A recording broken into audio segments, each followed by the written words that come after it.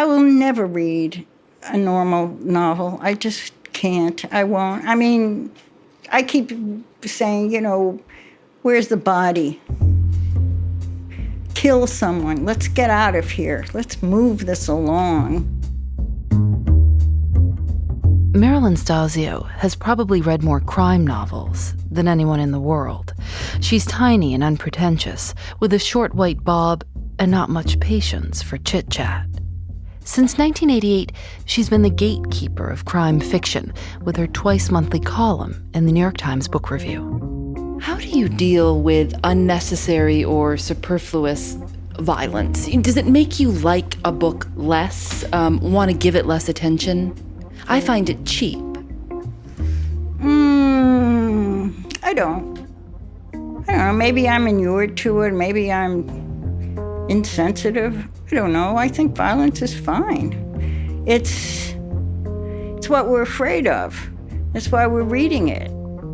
I think we like being frightened. It's exciting. It's in the same way I like horror movies. I like, Alien. I like science fiction. I like monster movies. I can't stand Godzilla, but the rest of them are fine.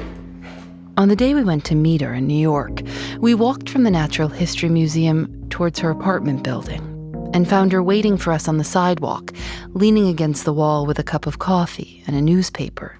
She was wearing red Keds. On the elevator ride up to her apartment, she warned us that she didn't have an air conditioner. We are in my apartment on the Upper West Side of Manhattan, looking out on a gorgeous day. It was a gorgeous day, but it was also kind of hot. She said there are only 6 humid days in New York each year, and that we just happened to come on one of them. How long have you lived in this apartment? I've lived here forever, since 1971, actually. It was a rent-controlled apartment, which, as anyone who has ever visited New York ought to know, is worth its weight in gold. So I have not budged since. We sat up in front of an open window. She's removed all of her screens because she likes to hang her feet out. There was construction right outside. Ordinarily, if that happened, we'd ask to move to a quieter spot. But the truth is, we were pretty hot and needed all the air we could get. So you might hear some loud noise in the background. When you live in the same place for so long, do you start to have routines and patterns and know the people that you see crossing the same time every day? Oh, God, I try to break it up. I try not to be so predictable, but I can't help it. I always sit at the same spots in the morning after I've had coffee, and the same people come by and shoot the breeze. And I guess it's neighborliness. I'm not going to fight it at this point. I say hello to the babies. I talk to the dogs. And then I go inside and work all day and look out the window like I'm looking out now. How many books do you read a year? I don't know, a couple hundred all the way through. But it's not so much how many books I actually wind up reading, start to finish, and then review. There aren't that many of those books, but it's how many I read, like 50 pages in. Here's her system. She picks up every single book that's sent to her. She reads a few pages and then decides whether to put it down or keep going. She has a policy for first-time authors. She'll give every single one at least 50 pages of her time and take notes on their style, and then enter those notes into her master database of authors. Have you ever had an author get mad at you? Oh, I'm sure they're out there screaming at me right now, but not to my face.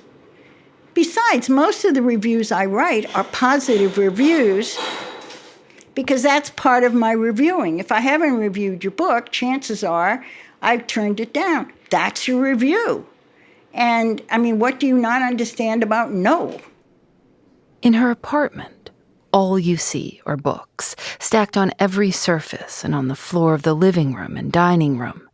In her study, she's got a beautiful collection of classic mystery novels, shelved all the way up to the ceiling, and also the galleys for the books she may or may not review.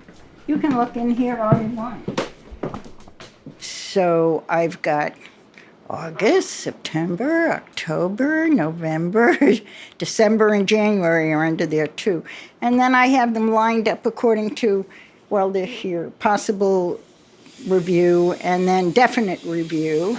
And I line up the columns a couple in advance. And everything is very organized. I'm very organized, but you just can't tell. And there's no other place to put them because every other spot is taken up with books. Although the other day, I did write to my editor. I said, I have nothing to read. I was trying to figure out what to do for the next column, and I looked around and I said, I don't know, I don't like any of these things. I have nothing to read. And I have thousands of books here. The British novelist G.K. Chesterton once wrote that the detective story is different from every other story in one important way. The reader is only happy if he feels like a fool. I'm Phoebe Judge. This is Criminal.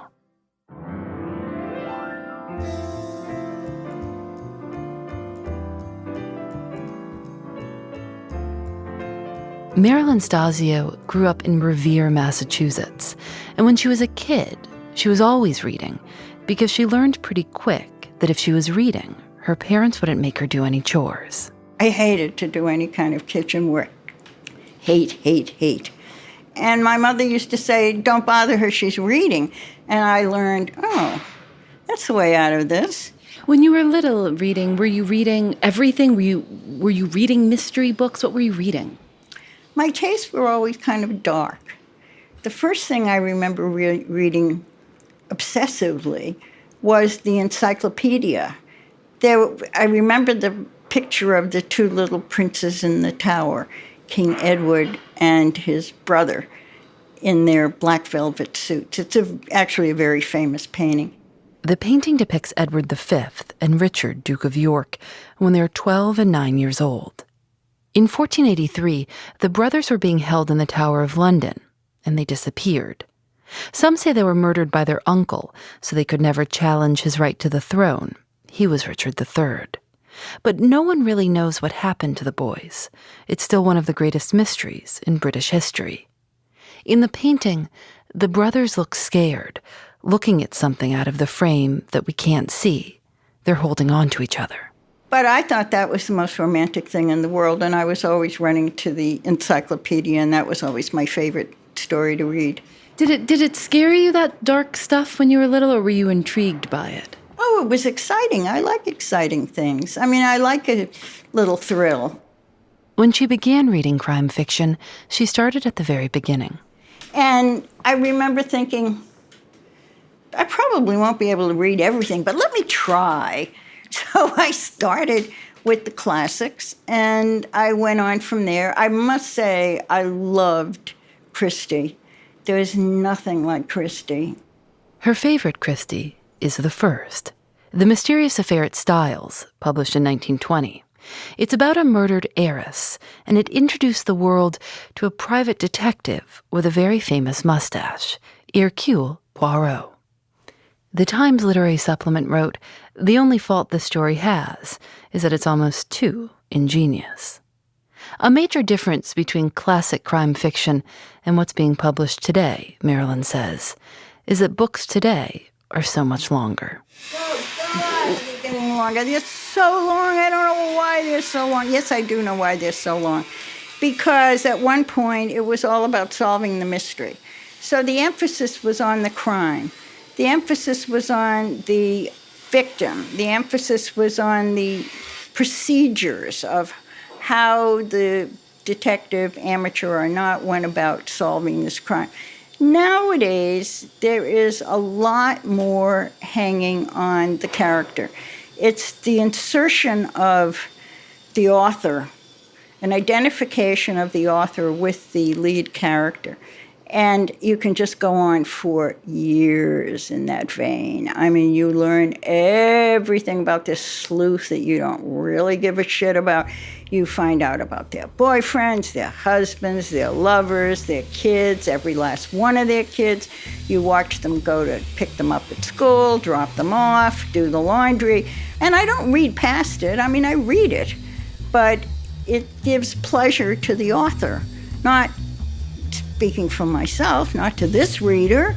I liked them better when they were nice and tight and concise and had a lot more impact on me because they were more about the puzzle and how to solve it. But my suspicion is that people don't know how to puzzle anymore. It's not the fad, it's not the fashion. We're not in the 1920s and 30s. The 1920s and 30s was the so-called golden age of detective fiction, the heyday of Agatha Christie and Dorothy Sayers. These novels were about figuring out who the murderer was, and often set in remote mansions in the British countryside. You don't learn who did it until the very end. Think about the board game Clue. It was also the era of Black Mask magazine. They were publishing stories by Dashiell Hammett and Raymond Chandler. Think loner, tough guy, private investigators who drink too much, but still manage to outsmart everyone. In 1932, Dr. Rudolph Fisher published The Conjure Man Dies, a mystery tale of dark Harlem, one of the first African-American crime novels. So that was the 20s and 30s. And as far as action is concerned, that's the 50s is action. Writers like Ross MacDonald and Mickey Spillane were popular. Patricia Highsmith published The Talented Mr. Ripley in 1955. I haven't read it, but I did see the movie with Matt Damon. The Godfather came out in 1969. Stephen King published Misery in 1987. And in 2005, The Girl with the Dragon Tattoo took over the world. So we're somewhere in the present, and the present doesn't care a whole lot about puzzle. The present cares a lot about character. So we hear a lot about the person who is solving the mystery, and that's why they're so long. You've been doing this for a long time. You've read a lot of this type of work. What are the worst cliches? Okay, we're in a suburb, a cozy suburb, a sweet suburb, and the heroine is a heroine, and somebody near and dear is killed because she's an amateur. She doesn't have access to specifics that you need to solve a crime. So this is where the good luck comes from, and this is where the cliche comes from, is she is always engaged to, flirting with, married to, or in bed with the chief of police or the lead detective on the case. I mean, that is so cliched, I want to throw myself off the roof. Oh, and somewhere along the line, she is going to become the lead suspect. So she has a personal motive for solving this case. Boring. There are certain formulas that you follow. You have no choice. I mean, you don't leave the book at the end without answering the question, who done it? I mean, that's part of the formula. You cannot get away from that. Do you think that crime novels are easier to write? That's hard for me to answer because I don't read anything else. I stopped reading modern fiction, contemporary fiction, when I realized that it was all about the self. I don't know when it happened. It wasn't true in 19th century. It wasn't true in early 20th century. Somewhere along the line, writers started writing about nothing but themselves. And I think it started with men. I mean, Philip Roth has got to be my least favorite writer in the universe. And I have absolutely no interest in that. But I have absolutely no interest in women's novels that are like that. When she was younger, she wrote and published a lot of her own work, a play, a novel, short stories. She says she hated it, but is glad to know that she isn't that stereotypical critic who reviews because they can't write. Her career as a crime critic started slowly. She was reading all these novels anyway for fun, so she started reviewing tough guy books for Penthouse magazine. And she realized no one else was taking contemporary crime fiction seriously. So I decided, I could make a living if I pitched a column to these editors of big newspapers around the country because they don't know what to do with these books, and they don't know how to treat them, and they're not taking them seriously, so I'll give them a column. And I did, and I barely scraped by, but it was fun, and I got what I wanted, which was free books. She doesn't go to book parties or socialize with the writers she's reviewing, not anymore. She says it hasn't gone so well in the past, like the time she laughed at the writing in a scene by Ed McBain. It was a woman who was leaning against this patterned wallpaper, and it looked like a jungle, and he was comparing her to some kind of jungle animal cat. And I remember I met him, and I remember laughing. And he was really, really mad. He followed me down the aisle, wherever we were, and he said, "You shouldn't do that, you shouldn't laugh." And I said, "Well, you should write better women." And then he did. He really did write. And I must say, toward the end, he was writing really good female characters. What are they doing out there?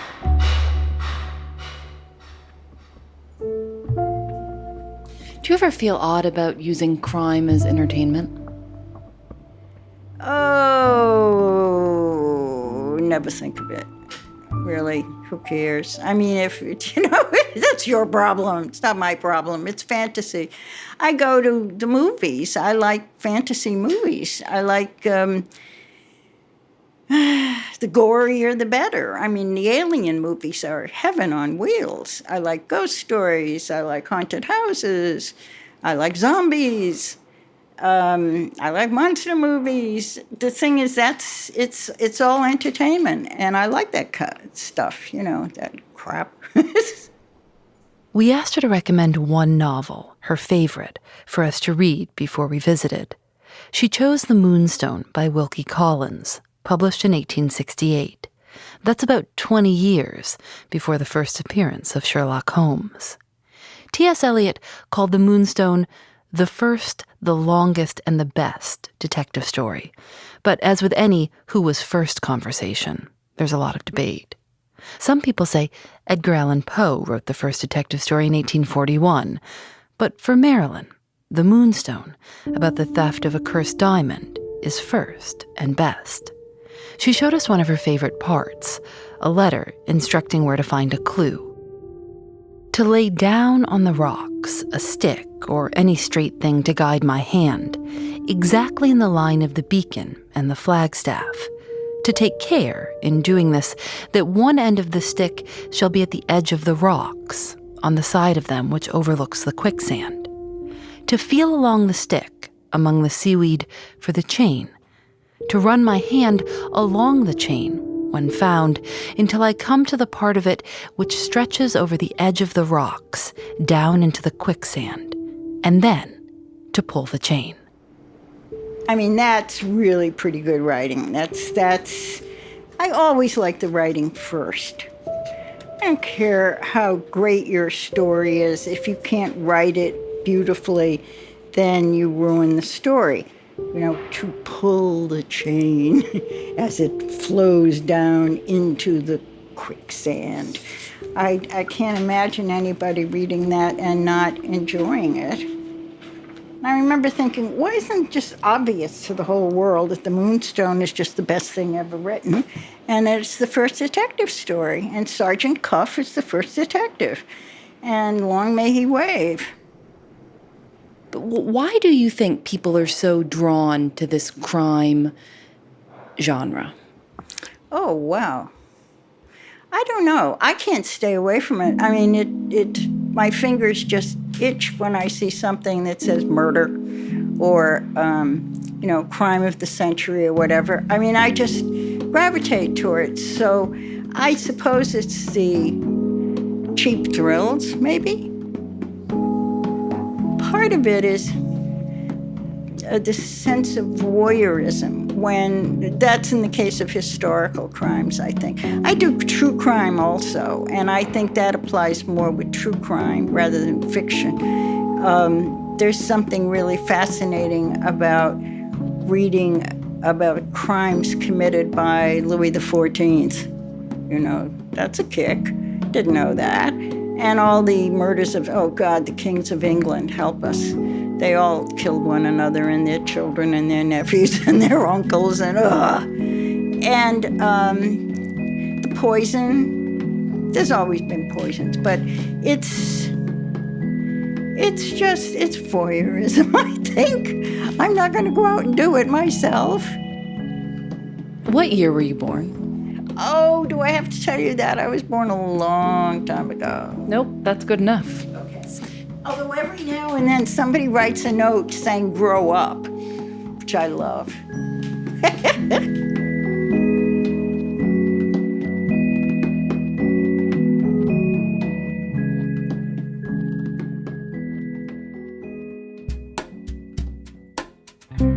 My favorite crime novel is Mr. Peanut by Adam Ross. When she dies, her husband's fingers are found in her mouth, as well as a bunch of peanuts. The Ballad of the Whiskey Robber by Julian Rubinstein. It's a story of an abysmal hockey goalie. It's by John Connolly, and it's called Every Dead Thing. It stands out because I bought it when I was about 10 or 11 in a supermarket on a whim, and didn't quite realize what young me was getting into. Playground. Parker has to hide out in an amusement park that's closed for the season. I don't know, probably not describing it very well, but anyway, that's probably my favorite. We want to know your favorite crime novels, old or new. Write to us on Twitter, Facebook, or email us at hello@thisiscriminal.com, and we'll compile a big reading list. Criminal is produced by Lauren Spohr, Nadia Wilson, and me. Audio mixed by Rob Byers. Our intern is Matilde Urfolino. Special thanks to David Murray and Sarah Weinman. Julian Alexander makes original illustrations for each episode of Criminal. You can see them at thisiscriminal.com. We're on Facebook and Twitter @Criminal Show. Criminal is recorded in the studios of North Carolina Public Radio, WUNC. We're a proud member of Radiotopia from PRX, a collection of the best podcasts around.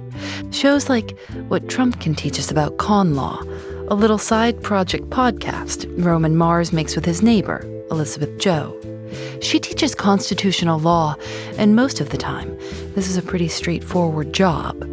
But now, 5 minutes before class, Professor Joe checks Twitter and uses the news to teach us about the Constitution. Reportedly, General Joseph Hooker once sent an envelope to Abraham Lincoln that contained the names of 55 convicted military deserters. Lincoln supposedly scrawled "pardoned" on the envelope and returned it to the general. That counted. So could it be a tweet? So could Trump tweet tomorrow, "I, @real Donald Trump, pardon @Roman Mars for any and all federal offenses he has committed since January 20th, 2017? That's not going to fit in a tweet, but you get my idea. It's not an obviously laughable idea. Congress doesn't have the ability to place firm legislative restrictions on the pardon power. So it's not totally absurd as a valid pardon. Okay, so I'm just leaving it out there as a possibility. And I'm just putting it out there that I'm cool with that, if you wanted to do it. Not that I've done anything, but, couldn't hurt. Go listen. Radiotopia from PRX is supported by the Knight Foundation, and special thanks to Jahzzar for providing their ad-serving platform to Radiotopia. I'm Phoebe Judge. This is Criminal.